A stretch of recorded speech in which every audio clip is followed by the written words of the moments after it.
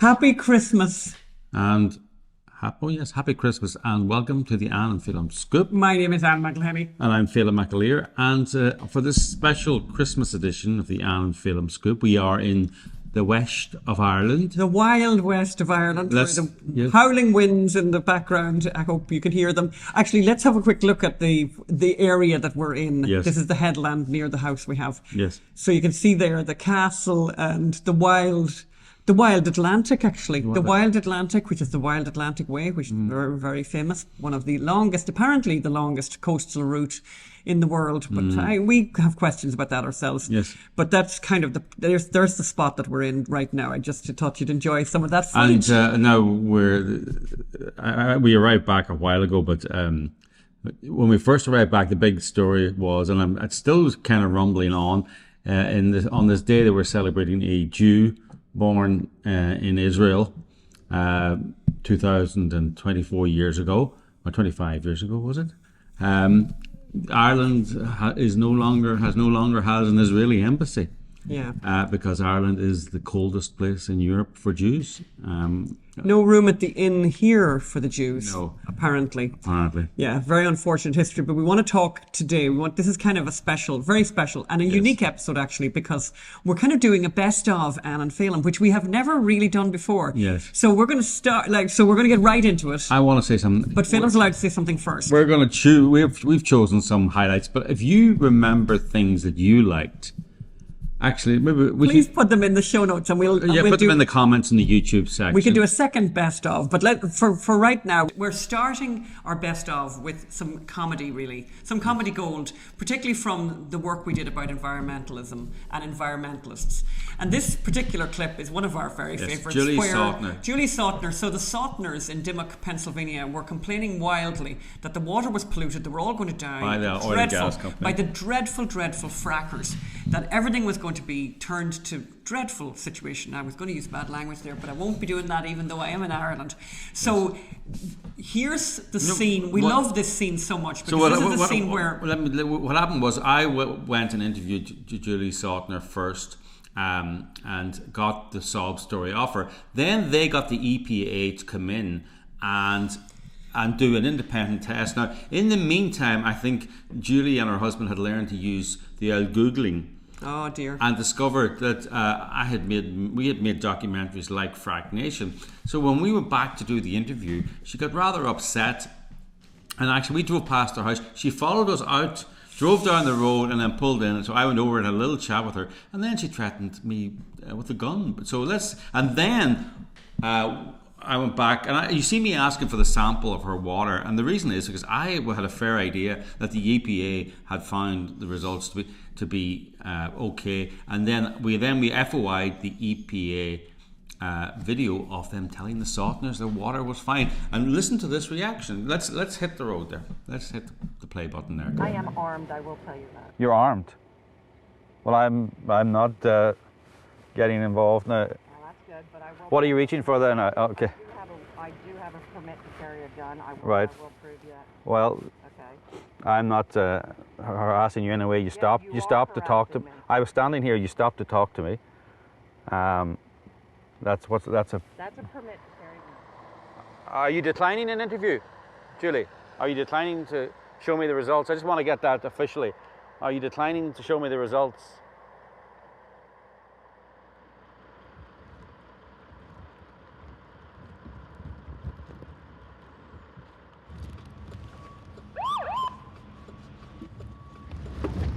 Keep your hands where I can see them. What's going on? We're making a documentary. You're being videotaped too. We're making a documentary. Okay. You have any ID on you? Yeah, sure. Were you on her property at all? No, I was on the public road there on a phone, and she pulled up, and then I actually was standing on the road, and she pulled up, and we had this conversation while she was in her car. All right. Did you say you were going to take water from her house without her permission or something? Or? No, I asked her to provide me with water. No. Oh, you just asked her if she would voluntarily provide you with water? Oh, yeah. Okay, totally. All right. So you never said anything about I'm going to come on your property and take your water when you're gone or something like that, or? Absolutely. Okay. Not. Okay. All right. Okay. Did she say that? Is that yes, what she said? Yes. So that's why I'm here. What was Julie Sautner trying to hide? Why would she not release the findings of the EPA's water testing? A source told me that 3 senior EPA officials had given her the results and that the meeting was filmed. Through a Freedom of Information request, I managed to get hold of the tape. It showed the EPA telling the Southerners that their water was not contaminated. Their reaction to this good news was rather strange. Oh my gosh, I just can't believe you people. With everybody. Yes, She's got a problem. Look at. No, I'm. No, I want right here, right I'm here. not sitting anywhere. I'm done with this. I am. Right here. You can finish this. I'm done. I'm getting myself too upset for this shit.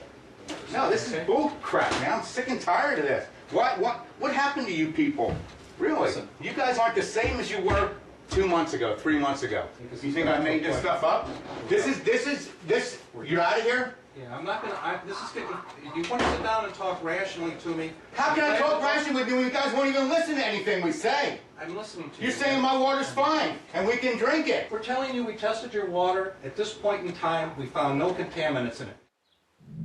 Yeah, so is that how you'd react, Anne? It's a very odd reaction to finding that your water is absolutely perfect. Just for the people who might not understand what's happening there, they were hoping for a very big payday, and of course Yoko Ono had come out to see them, been interviewed in Japanese TV. It was a great way for people in a small village to be media famous and to make money. So, which is behind a lot of these environmental lawsuits, actually. Next. Well, as many of you know, a story and a subject that is very close to our hearts, and one that we are not haven't even begun to finish working on, is the story of abortion in America. And we look back on the movie that we made. We made the movie Gosnell. A lot of you saw it, and if you haven't seen it, you really need to watch it. And there's so many stories to do with the Gosnell making of the movie, the people we met. People like Detective Jim Wood, who's a friend of ours forever, the man who brought Gosnell eventually to justice. But all the other characters too. I mean, there's so much. But we just wanted to show a tiny piece from the movie, and I think it's a really powerful moment. And it's based on the testimony that we heard in the court. And this piece represents Adrienne Moten, who was a nurse, inverted commas, obviously not a nurse because Gosnell did not employ trained medical personnel. For those who don't know, we should explain. Kermit Gosnell was an abortion doctor in Philadelphia who's now serving 3 life sentences in the same prison, by the way, as a United Healthcare alleged assassin. And he murdered babies after they were born. I won't get into too many. It's Christmas Day. He's serving 3 life sentences. And really, one of the things that brought him down was some of the people in the clinic took photographs of the victims, and that became the picture that really got him convicted. So this is Adrienne Moten talking about baby boy A, who became this incredibly significant child to all of us, by the way, and to a lot of other people. Some amazing things happened as a result of the story of baby boy A being told. And we're still hearing those stories, by the way, including one girl who, I maybe show a photograph of that right now, a girl who got a tattoo of baby boy A, of just A, on her wrist, so that she said she'd always remember to pray for baby boy A in her prayers. So very powerful. But this is a scene where Adrienne Moten is questioned about why she took the photograph in the first place. I think it's very special. Let's watch that now.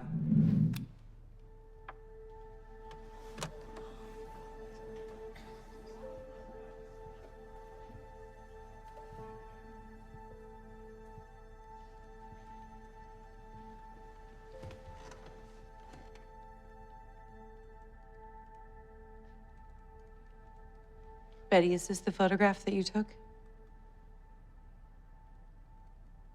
Yes. I just have one last question for you.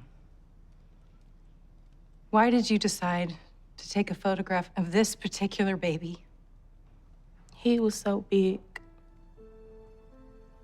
He looked like he could have been somebody's little brother. I just thought that there should be a picture of him to show that he was here for a little while. Okay, well, this clip now, so it's very relevant, actually. I think this is back in 2018, is it? This was filmed.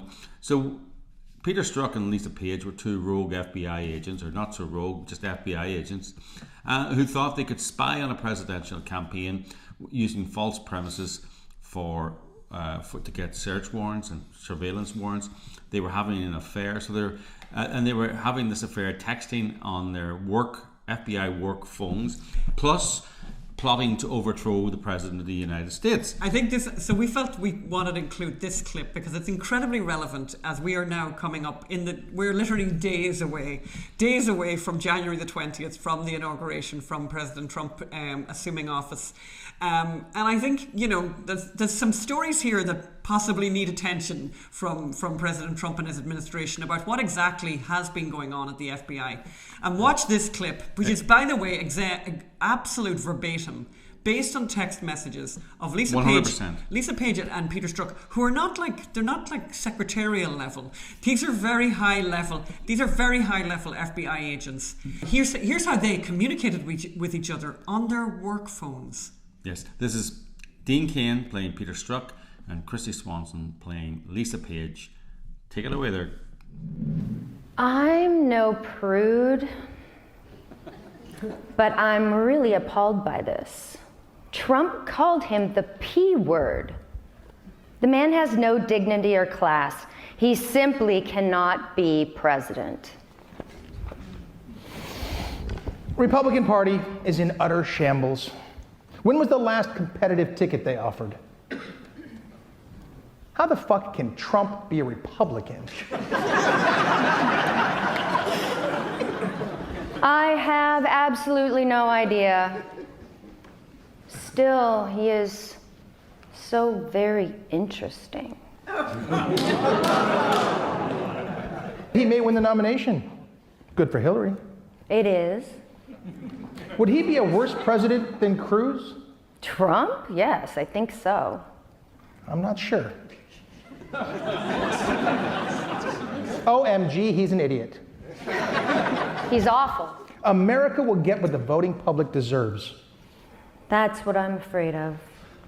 God, Hillary should win 100 million to 0.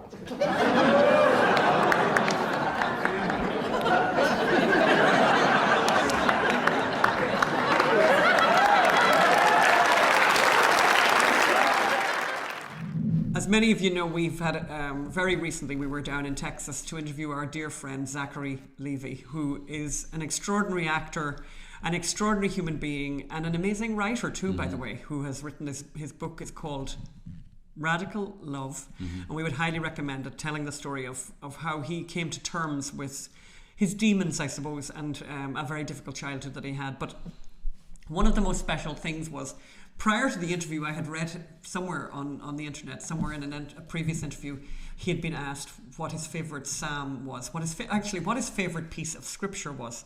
He mentioned the piece of scripture that he really liked, which is this psalm, which we asked him if he would read it for us. And let's listen to that. I think it's very appropriate for, not just for Christmas Day, for any day of the year. To the choir master, a psalm of David. O Lord, you have searched me and you've known me. You know when I sit down and when I rise up. You discern my thoughts from afar. You search out my path and my lying down and are acquainted with all of my ways. Even before a word is on my tongue, behold, O Lord, you know it altogether. You hem me in behind and before and lay your hand upon me. Such knowledge is too wonderful for me. It is high. I cannot attain it.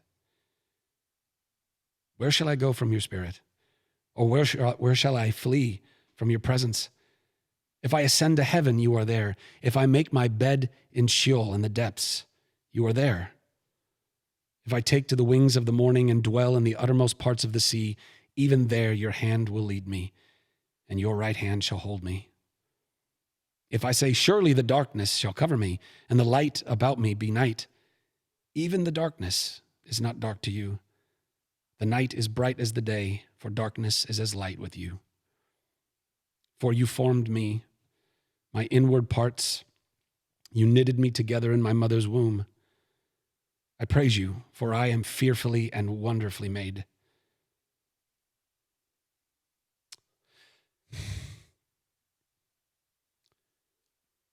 Wonderful are your works. My soul knows it very well.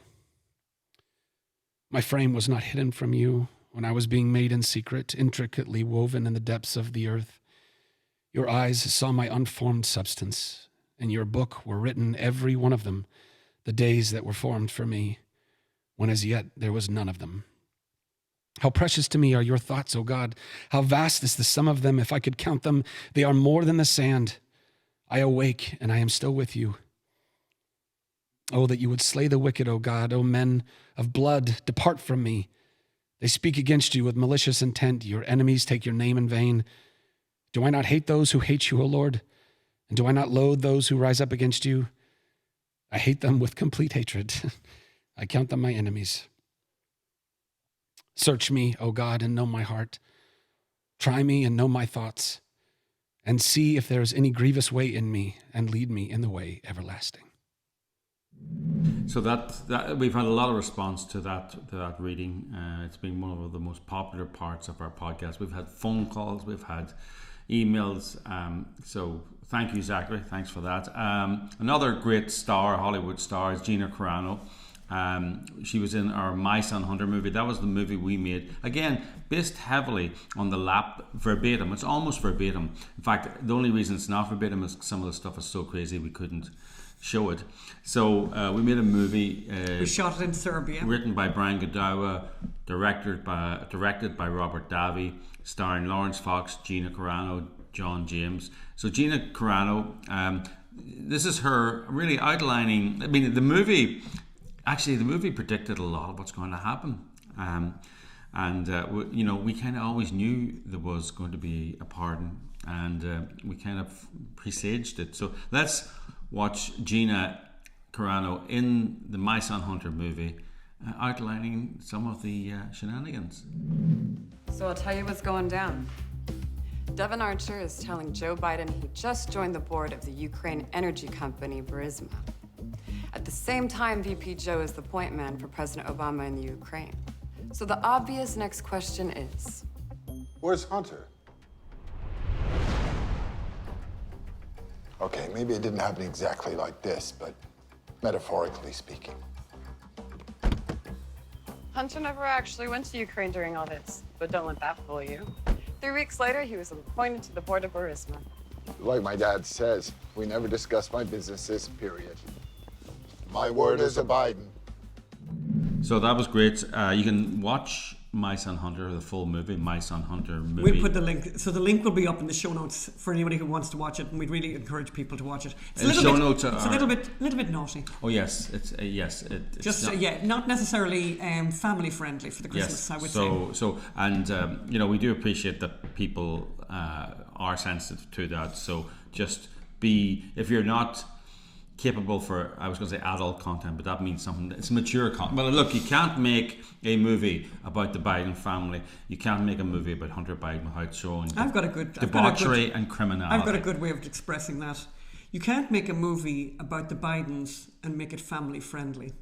And actually, given that it's Christmas, allows me to remind everyone of the kind of appalling behaviour that the Bidens are capable of. And it's more than politics. It's a lot worse than being corrupt politically.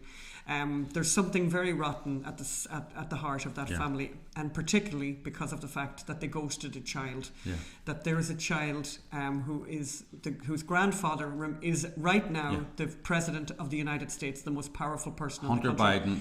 And whose father is Hunter Biden, who Hunter Biden, I believe, to this day has not met, and the grandfather has never met. And as if that wasn't bad enough, as if all of that wasn't bad enough, President Biden, while he was president, and he still is president, almost intentionally and cruelly decided to highlight the fact that he was ghosting that child. A number of Christmases ago, put up stockings for each grandchild, and then did not name this one grandchild. And there's no reason not to name that grandchild unless you want to highlight. Do you think Joe Biden could pardon himself for his bad behaviour? I mean, it's unforgivable. Actually, even the president of the United States couldn't forgive Joe Biden for So there's a child in Alabama now. Hunter Biden had an affair, a lengthy relationship. Not Alabama. So there's a child in Arkansas. One of those states beginning with A.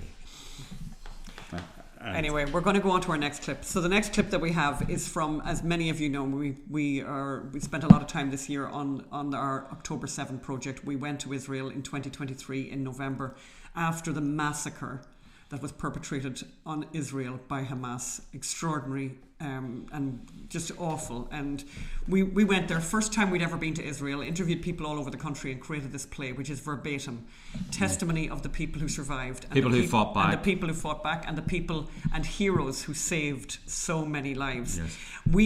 This particular clip has everything that the play has, in a way. Yes. It has heart, it's funny, and it's also very telling about the day. Very interesting, I suppose Jewish people, they find humour in so many things, and there was humour in this. There was dark humour. Let's play the clip. Lolly helped me navigate. Okay, turn right. No, don't go over there. There's birds flying from the trees. They're shooting people over there. Okay, go between there. Take a left here. Go. There were 3 of us in the car. My friend Gilad was in the back. Lolly, my girlfriend, God, she was so calm. She was in the front with me, and I'm driving. These Hamas vehicles, they're barreling right towards us, guns and everything. Lolly was hiding. And this one guy on a motorcycle, this terrorist, he was so close. I was staring him right in the eyes, and him back at me. And I nod to him like we know each other, like we're together. And he nods back at me, like you're okay. And then he sees my girlfriend, he starts shouting in Arabic, shoot the Jews, kill the Jews, slaughter the Jews. I take a big left. 1 bullet hits the back door. Gilad starts yelling. Fuck, I got shot in the head. Don't worry, I'll get us out of here. My girlfriend starts to pray. Shema Yisrael, Adonai Eloheinu, Adonai Echad. The guy on the motorcycle, he tries to shoot again, so I swerve into him. He flies off of his bike 2 meters into the air, into the fields.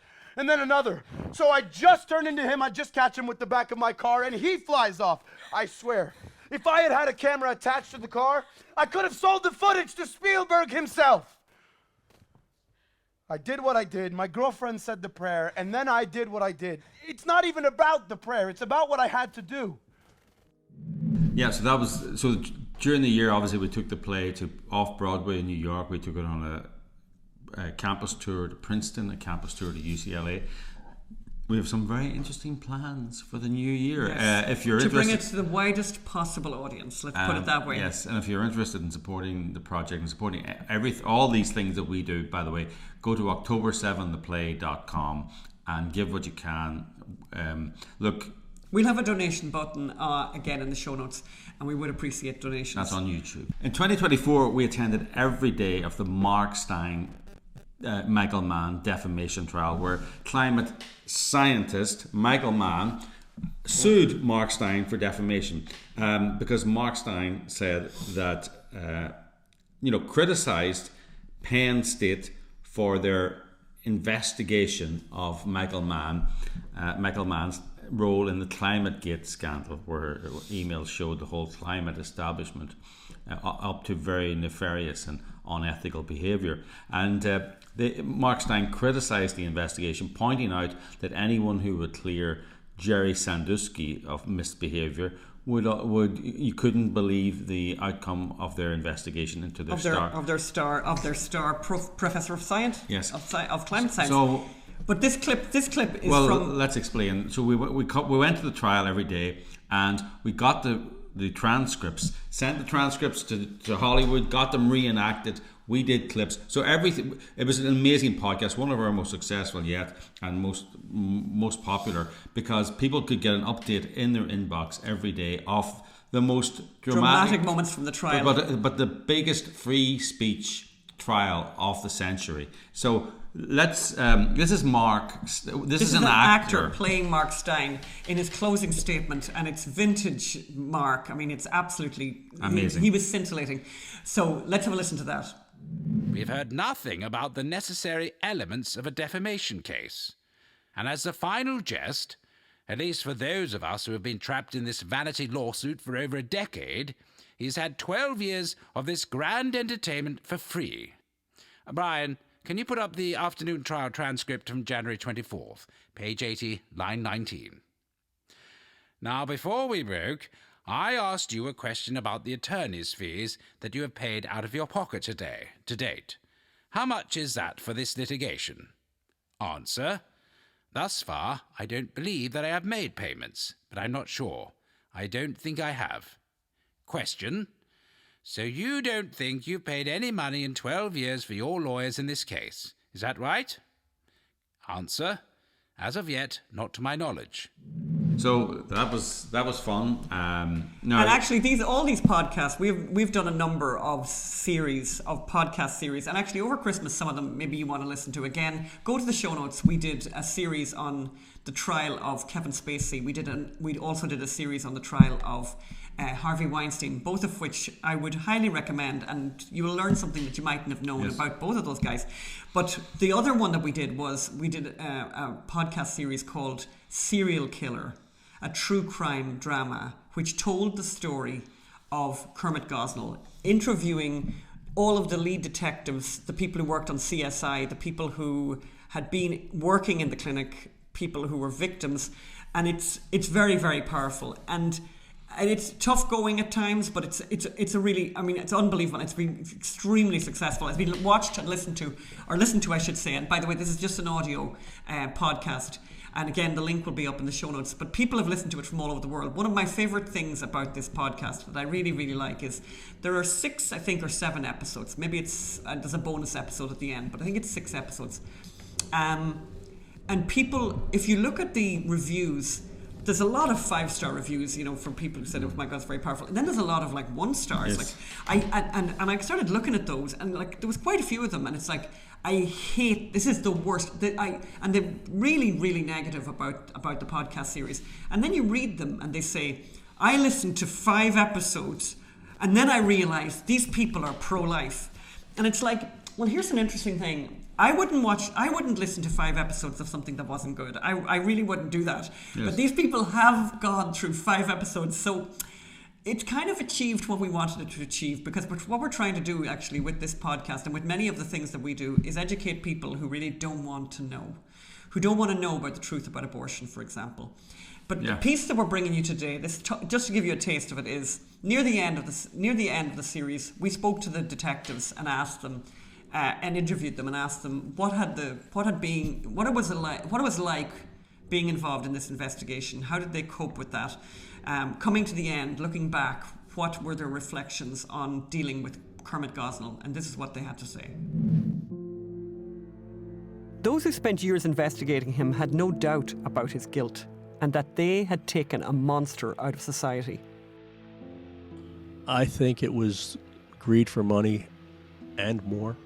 I think that was a factor. I mean, he made money, but I think there was more at play than just financial greed. And I don't want to speculate into that other than what was described as his behavior, his demeanor, that witnesses described during the killings. I think there was a lot more at play than greed for money. People use the term cold-blooded killer. To me, cold-blooded killer is somebody who is emotionless. They just kill. There's no anger, no joy, they're cold-blooded. They're just emotionless. He was a joyful killer. From what was described of his demeanor, his words, what he said and how he said them, his actions, his postures, his gestures, what was described to me, he was a joyful killer. He was not cold-blooded. Knowing narcissistic people, it's very hard for you to tell them that what they did was wrong, and for them to understand that. Now maybe he will. Maybe he'll have a moment some light that will open up in his mind and make him see what he has done. But I think that would take a lot because of his belief and his ability to explain things away. He's in prison for the rest of his life. I think that's where he deserves to be. In very good news, obviously, there's been a lot of very good news this year. Yes. Mr. Trump is going to be President Trump again, and we've been watching the appointments that he's been making with a lot of curiosity. But we were particularly warmed and heartened and very happy to learn that Mark Paoletta, who is on our board of our 501c3 Unreported Story Society. Donate when you can, Yes. and please donate often. Our friend Mark has been appointed again as Chief Counsel to the OMB. Which is the Office of Management and Budget, which is very, very important because that's... More important even than the last time. Yes, because that's where all the money is, and that's where Mr. Elon Musk and Mr. Vivek Ramaswamy will be going to cut a lot of money. And So Mark will be working very closely with Elon Musk and with Vivek to cut back on the excessive government spending that is going on. And even now we're seeing stories coming out like pretty much every day of just ludicrous spends that this massive government are doing. Mm-hmm. So they couldn't they couldn't have a better person by the way than Mark to be there to help them. A true patriot, He is exactly that. a very hard worker. And, but a true patriot, a man who loves America and really wants to see America succeed. And a great friend of Clarence Thomas, Judge Clarence Thomas, and a great defender of Justice Clarence Thomas. If you ever need to, if you ever hear any rubbish being spoken about Clarence Thomas, Supreme Court Justice Clarence Thomas, just go to Twitter and look at Mark Paoletta's Twitter handle, and you will find a precise and perfect and truthful rebuttal of what they're saying. It's just horrific what they've tried to do to him. So we interviewed Mark during the year and asked him to explain to us the various trials and the charges and the conviction, actually more the conviction of Donald Trump. Because to be honest, journalists as we are, as you can see, we're very experienced journalists, even we had trouble understanding what Donald Trump was convicted of, and the reason is because he shouldn't have been convicted. But so let's hear Mark try and explain it. Explain the indefensible. There's never been a state prosecution, right, where the predicate crime, which is this violating federal election law, has ever been used, ever in history, right? And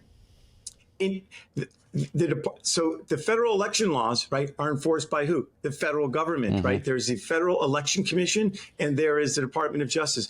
Both of those agencies passed on, going after Donald Trump for these payments. Yes. It was clearly not a violation of federal law. It was not a violation of federal election law. So what Alvin Bragg was doing, right, was saying in his argument that Trump committed a federal election law violation, right, which the agencies that interpret and apply and enforce those laws have said is not a violation. Now, here's what's really, really egregious in terms of when you talked about the jury and whether they would understand this.